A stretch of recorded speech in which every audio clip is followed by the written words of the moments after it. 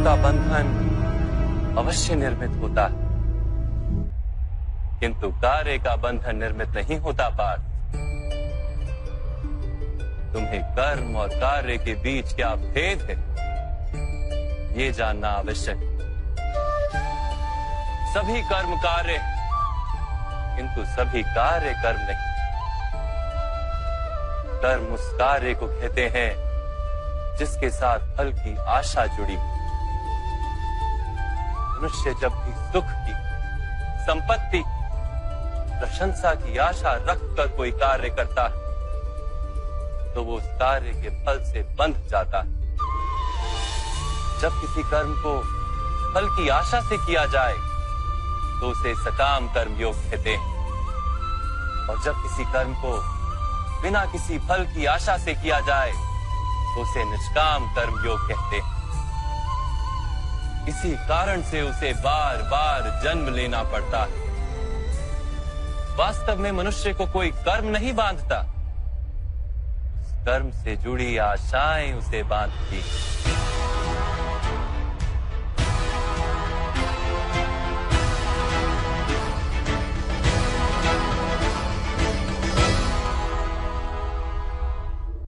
वास्तव में मनुष्य को कोई कर्म नहीं बांधता, उस कर्म से जुड़ी आशाएं उसे बांधती हैं। वो कैसे माधव? यदि इस युद्ध में तुम्हें विजय होने की आशा है तो पराजित होने पर तुम्हें भीषण दुख होगा, और वो दुख तुमसे कोई अन्य कार्य करवाएगा जिसके लिए तुम्हें दूसरा जन्म लेना पड़ेगा। और यदि तुम विजयी हुए तो तुम्हारा अहंकार बढ़ेगा, और वो अहंकार तुम्हें विश्व विजय के लिए प्रेरित करेगा, तुमसे हत्याएं करवाएगा और उसका पाप तुम्हें बांधेगा। विचार करो, यदि तुम्हें इस युद्ध में ना विजय का मोह और ना पराजय का भय, तो इस युद्ध के अंत में तुम्हें सुख प्राप्त होगा या दुख प्राप्त होगा? ना सुख माधव, ना ही दुख। अर्थात तुम्हारा सुख, दुख, हताशा, निराशा, अहंकार युद्ध के कारण नहीं है। युद्ध के साथ तुमने जो आशाएं बांधी हुई हैं, उसके कारण है। क्या ये सत्य नहीं है पार्थ?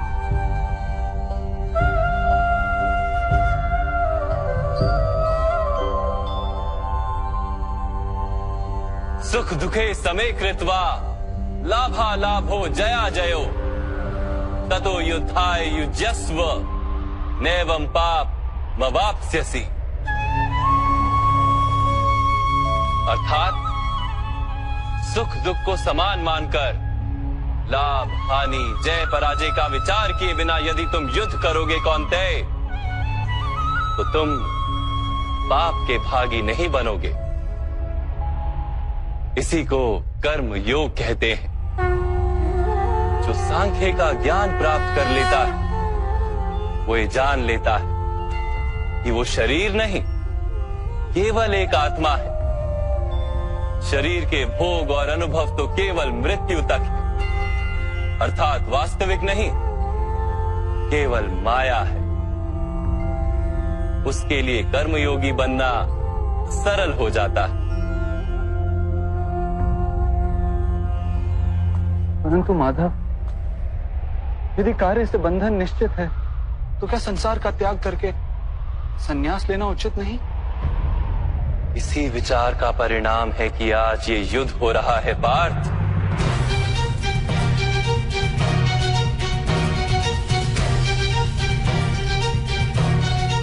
विचार करो, जब सत्व गुण से भरे धर्म को जानने वाले लोग कर्मों का त्याग करते हैं, तब अधर्म से भरे लोग ही संसार को चलाते हैं।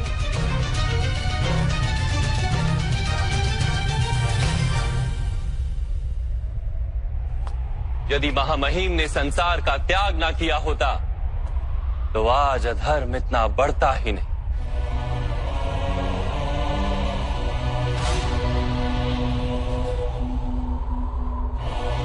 और तुम्हारे पिता ने यदि संन्यास ना लिया होता तो आज भ्राता युधिष्ठिर सुख से राज कर रहे होते।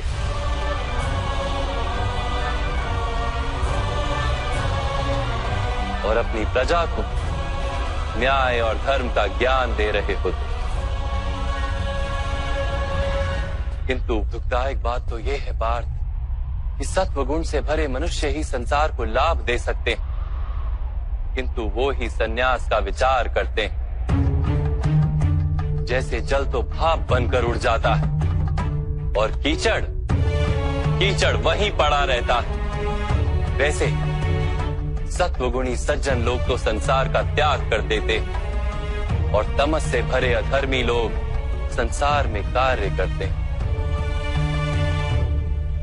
इसी कारण से संसार में पाप और अधर्म बढ़ता है।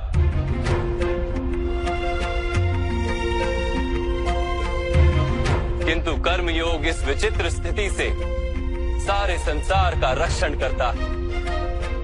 कर्मयोगी फल की आशा का त्याग करता है, किंतु कर्मों का त्याग नहीं करता।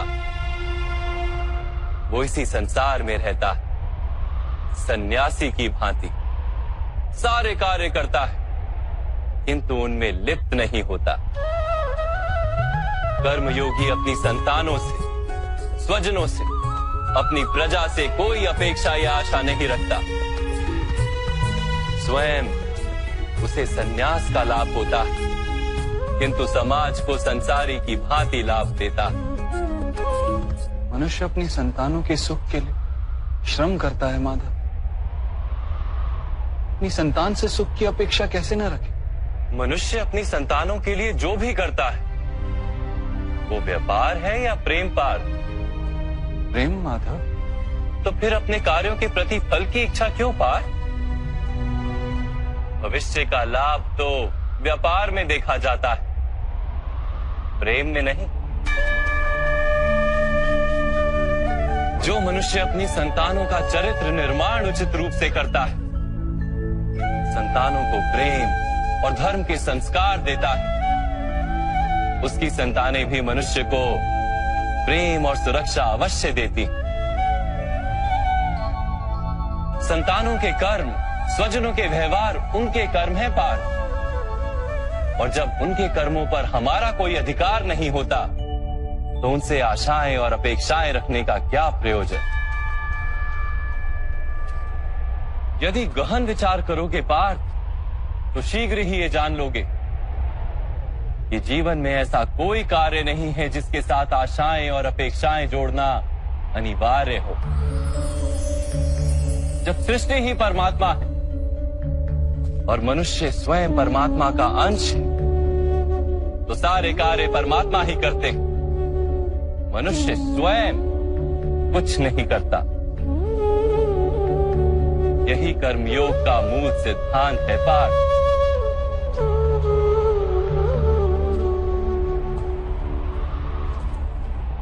तुम्हें भी कर्मयोगी बनकर ये युद्ध करना आवश्यक है पार्थ। त्रिगुणिया विश्या वेदा निस्त्रिगुण्यो भवार्जुना निर्द्वंद्वो नित्य तत्वस्थो निर्योग क्षेम आत्मवान। 3 गुणों का त्याग करके निर्गुण बन जाओ पार्थ। इस द्वंद्व से मुक्त हो जाओ। सदा सत्व अर्थात परमात्मा में बुद्धि लगाकर कर्तव्य का वहन करते रहो। कुछ प्राप्त करने की इच्छा और कुछ प्राप्त किए हुए का रक्षण करने का विचार त्याग दो पार्थ और अपनी आत्मा को स्वतंत्र कर।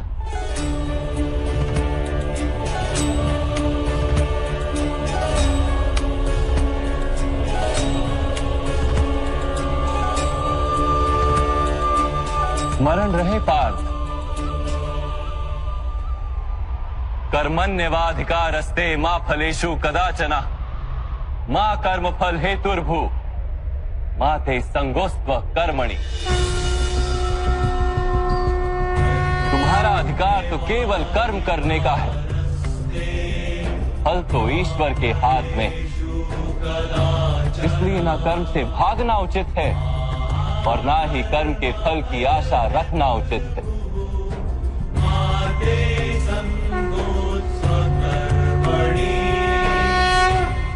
जो फल का त्याग कर दे परंतु कर्म का त्याग ना करे, ऐसे कर्मयोगी को कैसे जाना जा सकता है माधव?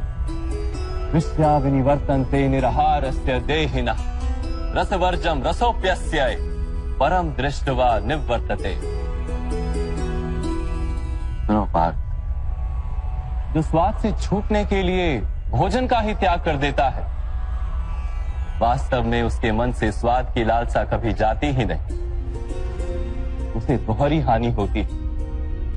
एक तो वो निर्बल हो जाता है, जिसके कारण परमात्मा को प्राप्त करने का जो प्रयत्न अनिवार्य है उसे वो नहीं कर पाता, और दूसरा सदा ही उसका मन स्वाद की लालसा से भरा रहता है। इसलिए भोजन का त्याग करने से उत्तम है स्वाद की लालसा का ही त्याग कर दिया जाए। कर्मयोगी अपने मन की सारी लालसाओं को खींच लेता है, जीवन को कर्तव्य मानकर कार्य अवश्य करता है, किंतु उन कार्यों से जुड़ता नहीं। और बात, जो व्यक्ति अपने कार्यों से आशाएं और इच्छा नहीं रखता, उसी के कार्य पूर्ण होते हैं। एक असफलता से दुखी होकर जिसका मन डोलता नहीं, एक सफलता से आनंदित होकर जो स्वयं को सर्वश्रेष्ठ नहीं मानता, ऐसे ही व्यक्ति को कर्म योगी कहते हैं। और ऐसा व्यक्ति जीवन में बार बार सफल होता है।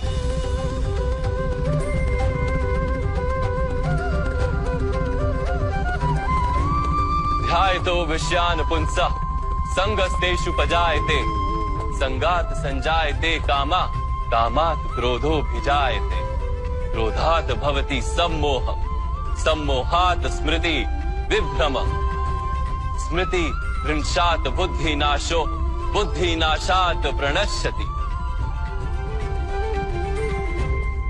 फल की आशा से कामना प्रकट होती है, और कामना का तो स्वभाव है असंतुष्ट रहना।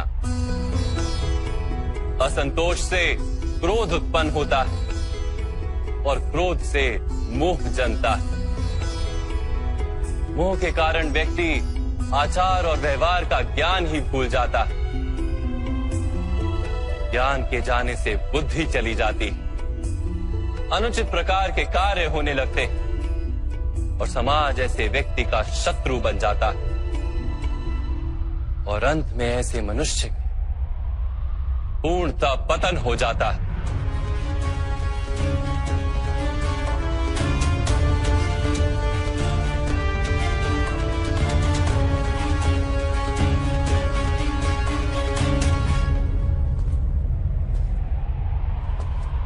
जैसे भ्राता दुर्योधन, उनके सेनापति महामहिम उनके ही शत्रु हैं, और तुम्हें विजय का आशीर्वाद दिया।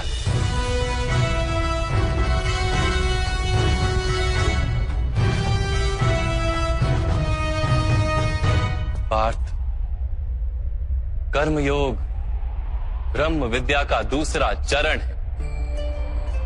परमात्मा में अपनी बुद्धि स्थिर करो, स्वयं को आत्मा जानो, मिथ्या बंधनों से मुक्त हो जाओ,